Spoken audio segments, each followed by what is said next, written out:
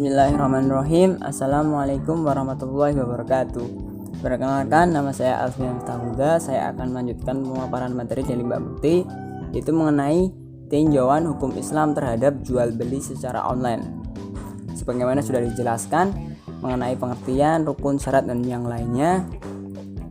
Kalau kita lihat secara sepintas, ketidakbolehan transaksi secara online ini disebabkan oleh dua hal. Yang pertama itu karena ketidakjelasan tempat, dan yang kedua karena tidak hadirnya penjual dan pembeli yang terlibat dalam tempat transaksi. Tidak seperti jual beli offline atau secara langsung, penjual dan pembeli dapat bertemu di tempat transaksi dan berinteraksi secara langsung, serta bisa melihat, memegang, dan mengecek barang yang ingin dibeli. Sedangkan jual beli online tidak. Penjual dan pembeli tidak bisa berinteraksi secara langsung, hanya melalui room chat, chattingan, dan tidak bisa melihat, mengecek kondisi barang itu secara langsung, hanya melihat display gambar dan hanya bisa membayangkan dari spesifikasi yang sudah disampaikan atau dijelaskan di platform tersebut.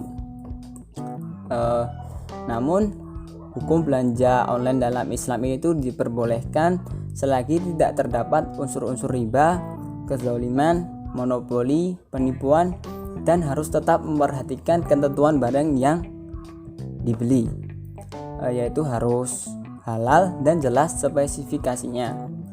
Seperti jual beli offline juga, dalam jual beli online juga harus ada hak khiyar untuk pembeli untuk membatalkan ataupun melanjutkan jika barang yang dipesan itu tidak sesuai dengan pesanannya. Dan yang paling penting dalam jual beli adalah yaitu kejujuran, keadilan, dan kejelasan dengan memberikan data secara lengkap. Tidak ada niatan untuk menipu atau merugikan orang lain. Sebagaimana firman Allah dalam surat Al-Baqarah ayat 275 dan 282. Kalau jual beli dalam Jawa itu bahasanya itu orang mung golek bati, tapi ya golek berkah Gusti. Nah, itu ya. Tapi kalau kita coba lebih telaah lagi dengan mencoba mengkolaborasikan antara ungkapan Al-Qur'an, hadis, dan ijma' dengan sebuah landasan, yaitu pada awalnya semua muamalah itu diperbolehkan sampai ada dalil yang menunjukkan keharamannya. Sebagaimana ungkapan Abdullah bin Mas'ud bahwa apa yang telah dipandang baik oleh muslim maka baiklah di hadapan Allah. Akan tetapi sebaliknya, maksudnya apa yang dipandang muslim itu buruk maka buruk juga di pandangan Allah. Nah, ini ada langkah-langkah yang harus kita tempuh agar jual beli secara online itu diperbolehkan, halal, dan sah menurut syariat Islam. Yang pertama itu produk harus halal. Kewajiban menjaga hukum halal haram dalam objek perniagaan tetap berlaku, termasuk dalam perniagaan secara online. Mengingat Islam itu mengharamkan hasil perniagaan barang atau layanan jasa yang haram, sebagaimana ditegaskan dalam hadis, sesungguhnya bila Allah telah mengharamkan atas suatu kaum untuk memakan sesuatu, pasti ia mengharamkan pula hasil penjualannya. Hadis riwayat Ahmad dan yang lainnya. Boleh jadi ketika berniaga secara online itu rasa sungkan atau segan kepada orang lain itu sirna dan atau berkurang. Tapi kita pasti menyadari karena kita orang Islam ya, bahwa Allah itu selalu mengawasi kita tetap mencatat halal atau haram perniagaan kita. Yang kedua ada kejelasan status. Nah, ini juga merupakan poin penting yang harus kita perhatikan dalam perniagaan online, yaitu kejelasan status. Kan banyak itu aplikasi ataupun website penyedia toko online atau penjualan online.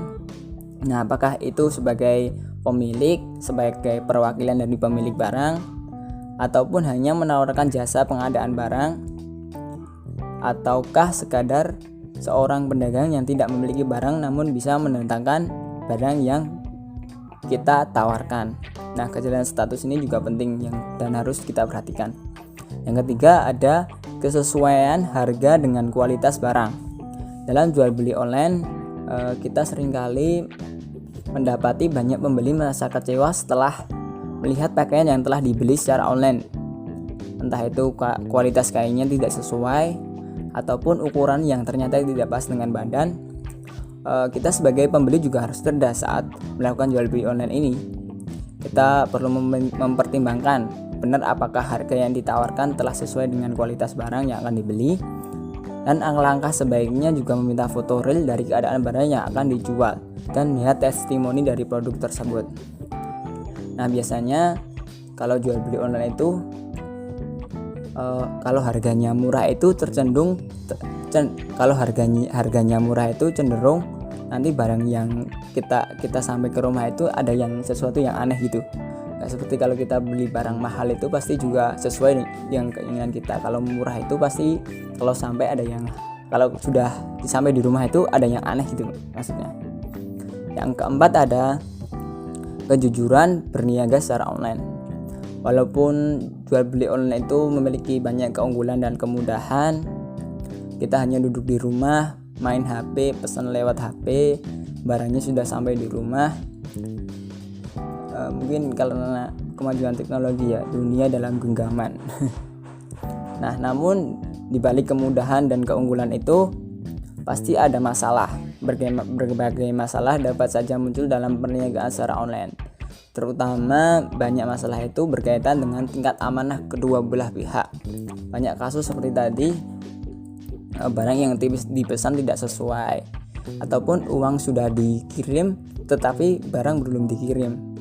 Nah, itulah yang menjadi masalah-masalah dalam jual beli secara online. Dan kejujuran adalah poin penting yang harus kita lakukan kalau kita ingin berniaga secara online. Yang selanjutnya kita akan membahas tentang khiyar dalam jual beli secara online. Khiyar adalah hak untuk melanjutkan ataupun membatalkan transaksi jual beli. Dalam jual beli offline, sebenarnya praktik khiyar ini mudah. Kita melihat kondisi barang, kalau ada yang cacat ya kita membatalkan, kalau tidak ada ya kalau cocok ya kita beli. Sedangkan dalam jual beli online kita tidak bisa melihat kondisi barang tersebut. Nah, bagaimana khiyar tersebut berlaku dalam jual beli online? Nah, saya mengambil dari dua toko online, yaitu Blibli dan Lazada. Yang pertama di blibli.com. Di blibli.com juga ada pengembalian atau penukaran produk-produk yang telah dibeli dari blibli.com ini, tapi juga mempunyai syarat-syarat dan ketentuan yang harus dicantumkan dalam kebijakan pengembalian. Nah, untuk mengembalikan barang itu biasanya ada syarat-syaratnya gitu loh, ketentuan. Nah, secara umum blibli.com hanya menerima pengembalian produk cacat produksi. Produk yang akan dikembalikan harus dalam kondisi baru dan belum digunakan. Untuk produk-produk yang dilengkapi dengan segel garansi tersebut harus dalam keadaan utuh. Nah, blibli.com juga memfasilitasi proses pengembalian atau penukaran produk yang telah dibeli dengan menyediakan halaman return policy. Nah, nanti setelah kita mengajukan pengembalian atau return request, nanti akan diterima oleh customer service dari blibli.com dan kita akan dikasih informasi bahwa pengajuan pengembalian barang tersebut disetujui. Nah, selanjutnya di Lazada. Di Lazada ini juga hampir mirip di blibli.com.